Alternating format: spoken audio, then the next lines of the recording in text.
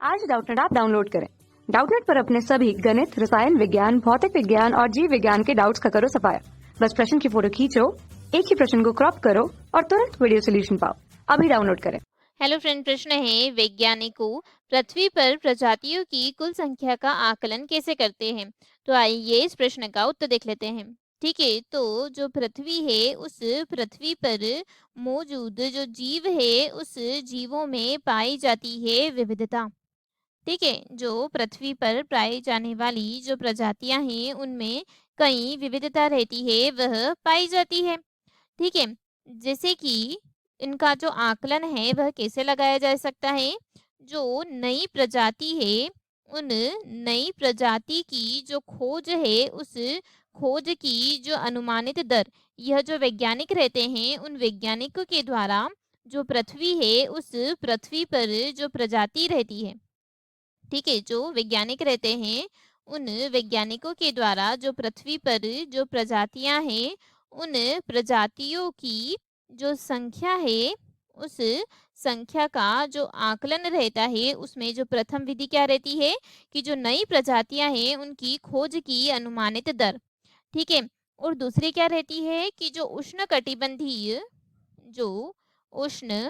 कटिबंधीय व जो समशीतोष्ण उष्णकटिबंधीय तथा जो समशीतोष्ण समशीतोष्ण प्रजाति रहती है उन समशीतोष्ण प्रजातियों की जो समृद्धि की जो सांख्यिकी है उनकी तुलना की जाती है।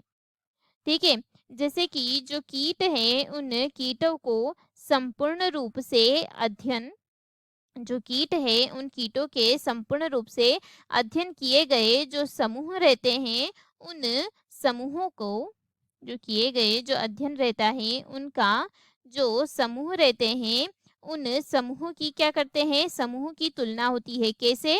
तो उष्णकटिबंधीय और शीतोष्ण प्रजातियों की सांख्यिकी तुलना होती है। ठीक है, समूह की उष्णकटिबंधीय व समशीतोष्ण प्रजातियों की सांख्यिकी तुलना होती है और उस तुलना से जो प्रजाति रहती है उन प्रजाति की जो कुल संख्या रहती है उस कुल संख्या को भी अलग किया जा सकता है।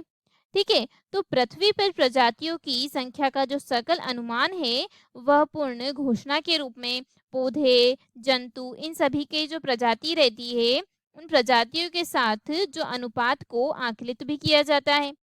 ठीक है, तो जो समशीतोष्ण और उष्णकटिबंधीय क्षेत्रों के जो कीट है वह एक अच्छी तरह से अध्ययन समूह की एक समृद्धि के बीच में होती है।